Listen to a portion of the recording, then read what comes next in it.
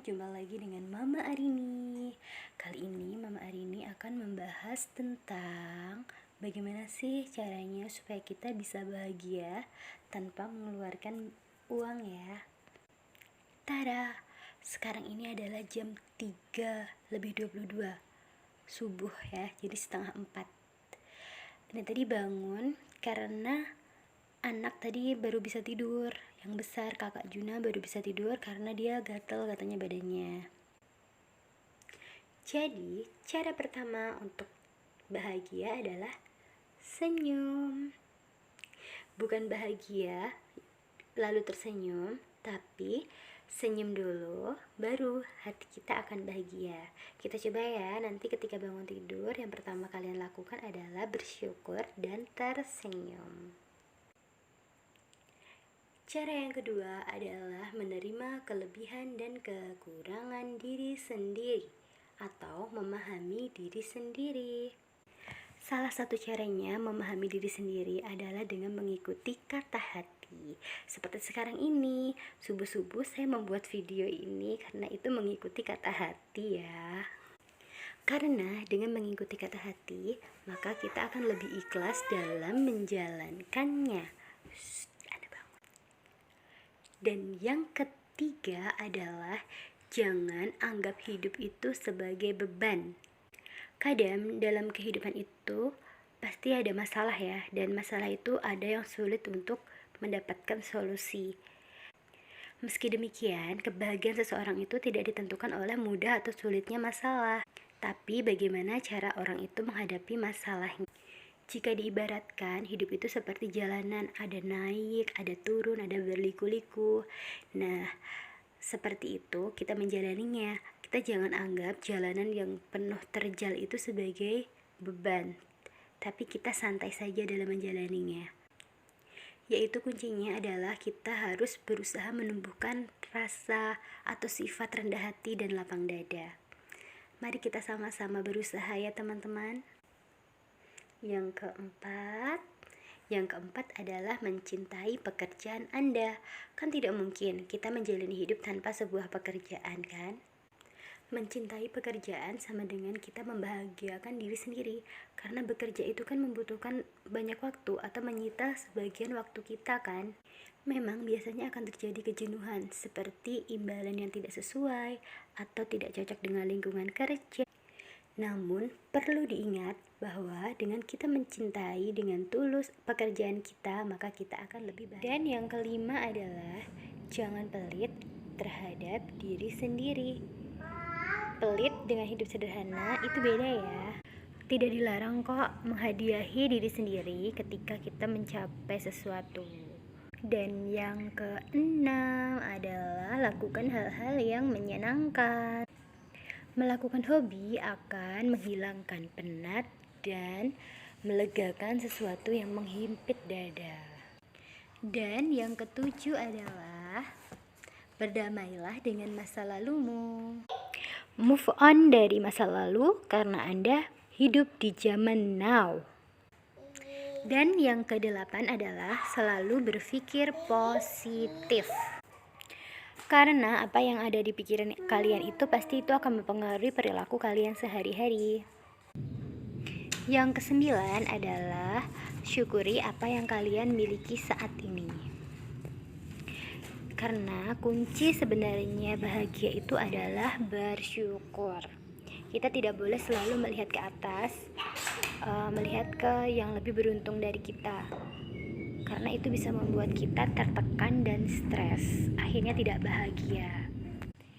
Tapi selain itu, melihat ke atas itu sebenarnya juga diperlukan ya dalam kehidupan ini, supaya kita tuh termotivasi agar menjadi lebih baik dari sekarang. Supaya kita pintar atau pandai bersyukur, kita lihat ke bawah. Di bawah kita tuh masih banyak yang kurang beruntung dari kita. Jadi kita itu masih bisa bersyukur ya, kita masih diberi kesehatan, masih bisa makan walaupun sederhana, masih bisa mengedipkan mata dengan normal, masih bisa bernafas dengan leluasa. Harusnya itu membuat kita bahagia kan? Dan yang ke-10 adalah menjadi diri sendiri. Menjadi diri sendiri apa adanya itu membahagiakan. Ketimbang kita harus menjadi sosok yang sempurna, sosok orang lain, sosok yang diinginkan oleh orang lain, oleh lingkungan sekitar.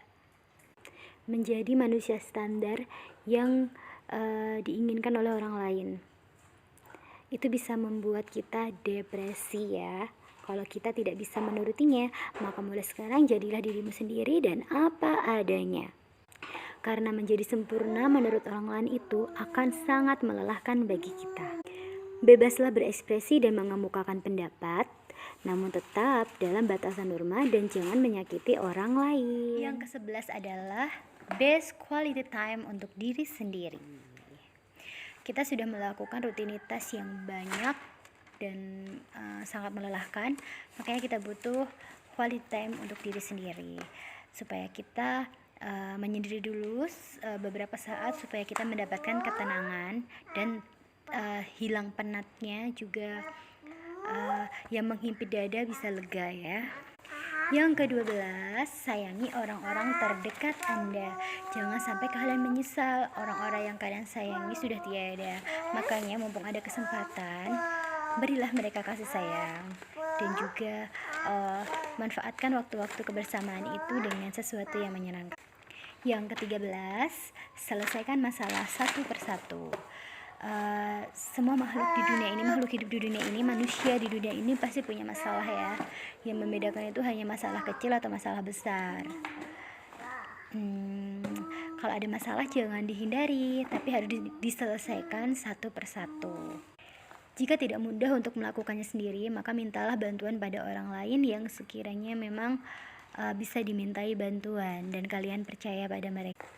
Yang ke-14, bersabarlah untuk hal-hal yang tidak sesuai ekspektasi atau harapan. Segera alihkan pikiran negatif ke pikiran yang positif. Tanamkan di pikiran kalian bahwa sesuatu yang terjadi itu memang ada alasannya. Dan mungkin hasil dari usaha kita itu memang belum terlihat saat ini. Mungkin kita perlu menunggu kan. Nah, proses inilah yang bisa mendewasakan diri kita, pikiran kita. Bangkit dari masalah dan tetap bahagia adalah solusi paling utama. Yang ke-15, hargai setiap yang sudah kalian capai. Jika kalian mendapatkan pujian dari orang lain, pasti kalian akan bahagia kan, senyum-senyum sendiri kan.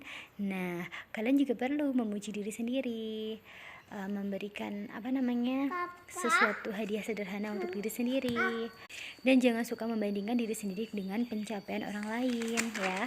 Kalau ingin membandingkan ya bandingkan pencapaian kita saat ini dengan pencapaian kita bulan lalu misalnya. Apakah lebih baik pencapaian kita saat ini? Apakah ada kemajuan?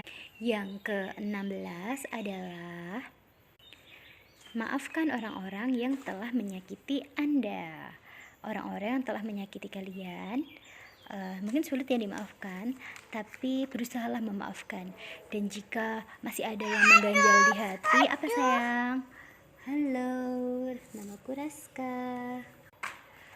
Berusaha hilangkan sesuatu yang masih mengganjal di hati itu. Dan jika belum sanggup untuk bertemu dengan, jika belum sanggup melihat atau satu lingkungan dengan orang yang telah menyakiti kita tersebut, kita bisa mencari lingkungan baru. Walaupun itu memang sulit ya, cari teman-teman baru yang memotivasi, yang lebih positif lagi.